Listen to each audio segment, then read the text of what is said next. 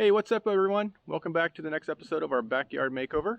A ton of progress has been made since the last episode, and today we're going to be talking about one of the most important topics probably when it comes to your backyard, your landscape, and that's water management.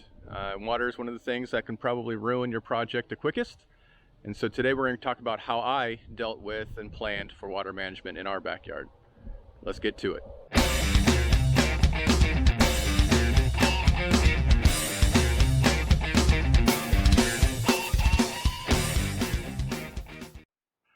Okay, so the first step in my planning for the water management of this patio was to figure out the natural slope of where I wanted the water to go.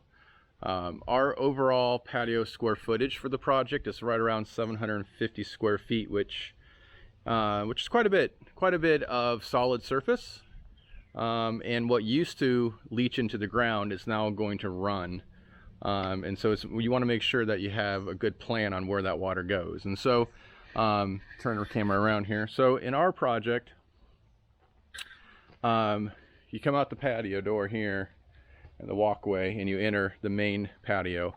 All of our property drains down this way where the pile of dirt is into a ravine. So the natural flow of water is down that direction. So when I was planning the patio, I wanted to make sure that as I dealt with my elevation changes that I kept the water naturally draining that direction as much as I possibly could.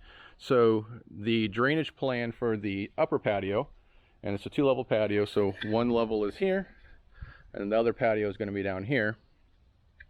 This patio is going to come from the walkway and slope down this way to meet this retaining wall that's going to be right here.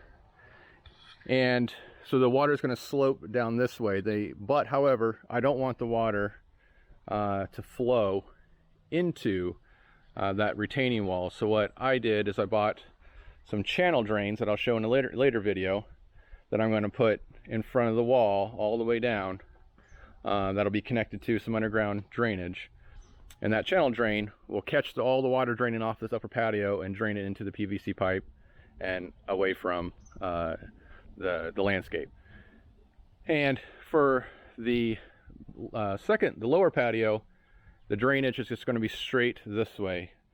So I graded it 1 inch drop every 8 feet, which for most applications is going to be good.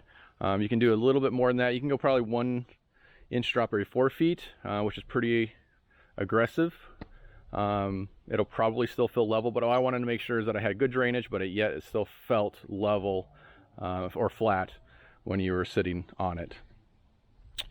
So that's the general grade I have planned for the patios. However, also have a couple other things planned. So as I talked about the mini drains, channel drains I'm putting in here, I needed to get that water collected and taken out, carried away from the landscape. And so what I've done is dug some small trenches to house some PVC pipe. And so these mini channel drains that I have actually use 1.5 inch Schedule 40 to connect into them. So I have one here, and then I don't have it in yet, but as soon as I start putting the wall in, I will. And on this end, there's going to be another PVC pipe connected to that drain basin there that goes all the way down alongside the pool and over there. I'll show you here in a minute. And so the mini channel is going to have another drain endpoint here connected to this drain that's going to go in there. So it's going to be terminated on both ends of the 16-foot run that mini drain is going to be. And so that helps collect that water that normally would have just ran off onto the lower patio. It's going to collect it in that channel drain and get it out underground and into the ravine. So that's going to help. All right, so then show you how I collected the water, got rid of the water. So many years ago, a couple years ago, when I built this deck in the pool, I had some 4-inch PVC drainage put in to collect the water from a different part of the house. part of the yard. And so I knew where that was, and I went ahead and cut it open, spliced into it, and put a Y adapter in there, and then use these Fernco, I believe that's their name, Fernco adapters that are rubber with a metal sleeve, and then you just tighten it up, ratchet it down, and that basically makes a good tight connection on that pipe, because once you splice a pipe that's in the ground, you can't move it, you can't get an adapter in there. So that's really the only way to connect that pipe, that splice in there. So then I just dig a trench, just ran that 4-inch pipe PVC up this way, all the way up, converted to 3-inch, 1.5 inch, all the way up to where those mini channel drains are going to connect to the wall drainage. And then I also have a drainage going in here under the deck, so that to make it easy, I converted to 4-inch corrugated pipe, just to make under the deck run easier. And that actually comes around and connects to this basin right here.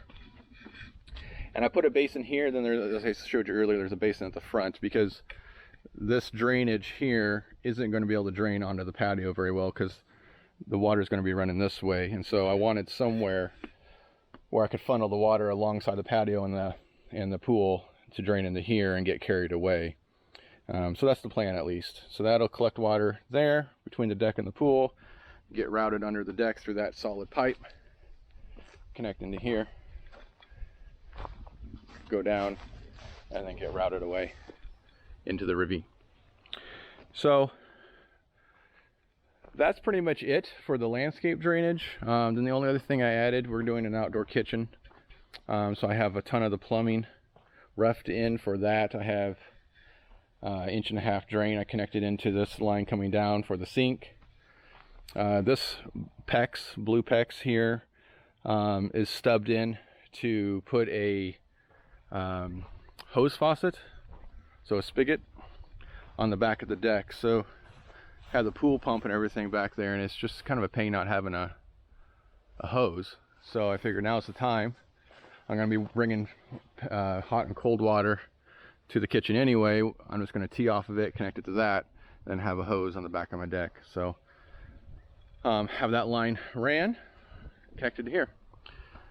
And then the last part is how I'm planning to get water to the kitchen island. I have two things here going on. One is some Schedule 40 electrical conduit to bring power into the kitchen area. And then I have this 3-inch PVC pipe that's going through this trench all the way back. So what I ended up doing was digging a 18-inch trench down for the electrical, covered it up, and then put the 3-inch PVC on top of it. And both of these run back behind here and terminate back here. And so the plan here is eventually, and in a future video I'll show this, I'm going to bring hot and cold out of the house right here and put a blowout adapter on it, and then run copper down and convert to PEX, and then I'm going to run PEX through this 3-inch pipe all the way to that other end there to the kitchen. So that's how I plan on bringing water, fresh water, into the sink in the outdoor kitchen. And then my electrical line brought in, terminate it with an outlet there, and then I'll just, in a future video, connect it up to that sub panel. So that is pretty much it. It's taken me probably a good 1.5 weeks to do all the digging and planning and get all the design put in the ground. It's been a lot of work, but it's been definitely worth it. So to test it today, I'm going to cover that blue PEX and some sand, and then get some dirt back in and compact everything and get these trenches filled. The trenches that are where the pavers are going to go, I'm just going to fill with crushed rock, so I can compact it really hard and make sure that there's not going to be any sort of sinking or settling after I get the pavers in. I want to make sure that's compacted in there nice, and the rest of the lawn I'll just compact with or fill in with soil. And then next I'm going to set my forms up and start compacting the base for the retaining wall. So that's next on the list. That video will be coming shortly. All right, again, thank you for watching, and check back next time. Take care.